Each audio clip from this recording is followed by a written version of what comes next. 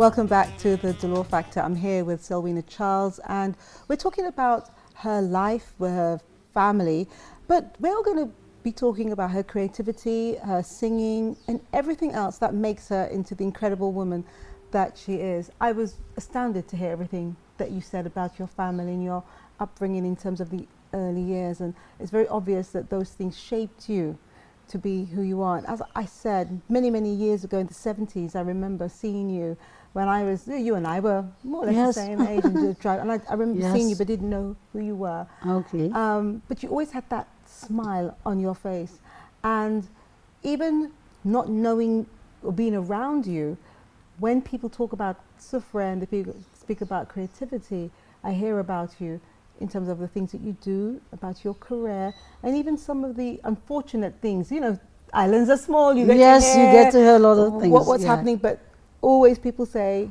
that smile is on your face. Now, I don't want to go straight into sadness, but I do want to talk about when your role as being a creative person, you also have another role as being a disciplinarian, someone who people look up to, especially the young people. How did you begin that kind of role? Creativity started from what time for you? What age would you say? Well, I remember growing up, and I was a little girl, very tiny, probably 3, 4, and Mama would call me, and whenever she had visitors, she'd say, "Cecil, come and sing a song to the people." And I was unabashed, and I would be like, I remember this song because along the way, she became my idol, Dionne Warwick. I used to sing "The moment I wake up, before I put on my makeup, I say a little prayer for you." She had me singing that song to the people. And then I would sing and I would feel so happy when they applauded, you know. This kind of gave me that extra boost. And then from then I knew that I wanted to be somebody who would be there just making others happy in one way or the other. I gave no care, no thought of myself. I just wanted to sing. And I kept doing it. Mama grew up, gave us, Gregor, my brother, a little steel guitar. I remember this beige and blue steel guitar with metal strings. Errol, my other brother, didn't have any drums. So we took, there was a brand of milk called the Dan Cow. And this is what we used at home.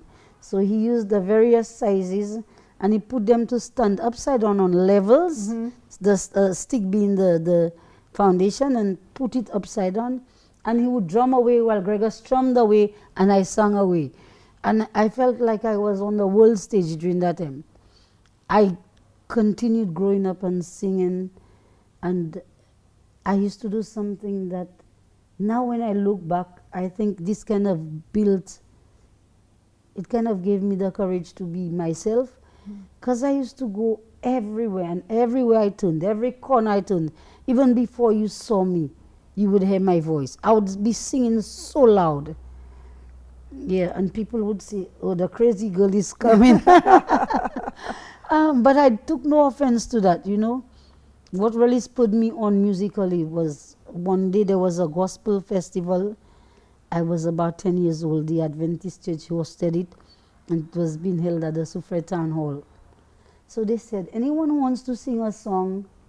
And I went up, and there is that song, Makan Kisi Kasun, and the Lord said, "Let there be light, open the sky, let the sun shine." And the people all knelt and prayed, "Oh Lord, are you there? I am yours, you are mine."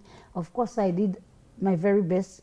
And there was that little gang of, because I grew up like a tomboy myself. And there was my little cliche of the boys that I hung out with. And they were like, "Boo, outside, outside." And the DJ at that time, the MC was Ernest Auger, we better known as some in Soufre. And he was like, "You laughing at her? You telling her outside?" But one of these days, she's going to represent St. Lucia. I'm telling you that. Like, this was all I needed, and I just kept on going. I sang the song till the end, and when I got off the stage, of course, some people applauded, and I went back to my little group like nothing had happened. But these few words stayed on my mind, and it kind of inspired me to carry on. Wow. Later on, I decided to stand by the band hall when Rebirth 7 original. Gosh, Rebirth 7? No, before Rebirth 7, my dad played with a group called the Piton Serenaders. And there was that young girl singing with the band. She was the female vocalist then. And I was a little girl then. And then she was singing a song. And she was singing, she was flat and off. And I remember saying, not like that, huh? That's not how they sing in that song. And I started singing. So Mr. Ford, who was the dean of the university in St. Lucia, George Ford. I know George Ford. He lifted me up and sat me on the grand piano because he was the pianist for that band. Okay. And I sang away. And they were telling the girl, like, listen to the child, this is what you should be doing. It got to my head. It got to my head, and I decided, yes, this is what I'm going to do. Later, I started singing with, I went to listen to Rebirth 7 while they were rehearsing. And while they were rehearsing, I sang along, and the guys just pulled me in. But my mom was very strict. My mom would not tolerate me going out there. I was living close to the area where the band played, practice. So I could sing, I could go and listen and sing as much as I could. But when they had the gigs where they used to go to Jacmel and their different venues, no, her child is not going anywhere. How old were you then? I was about 13. Okay, well that was a dangerous even age. Up to the age where I left school, she said, no, you're not going anywhere. My mom was such a strict person that even when I got married at the age of 17 with her consent, hers and dad's, and even when I walked with my husband, she chaperoned us. She wouldn't let me go anywhere with my husband alone. Yes. So if she was busy and I had to go out with him, she would send a whole entourage with us. You know, and that's how strict she was. She was a no-nonsense person, and I kind of inherited this from her. Later in life, it proved to be very beneficial because I do not believe in a woman being here, there, everywhere. Yes. If I am with one person, I stick to that one person for as long as it works. And if I see there is something like going which is not supposed to be happening, I break it off. Well, that's the key to being a strong woman. You said it correctly. You stick with it for as long as it works. But then after a while, you have to kind of monitor how long is long going to be before you decide to do something else. But before you say anything more, we're going to go to a break. And when we come back, we're going to talk about what it's like, not just being creative, but then your career, the things that you do as a career and how you make those decisions. So stay with us on the Dolor Factor. We'll be right back.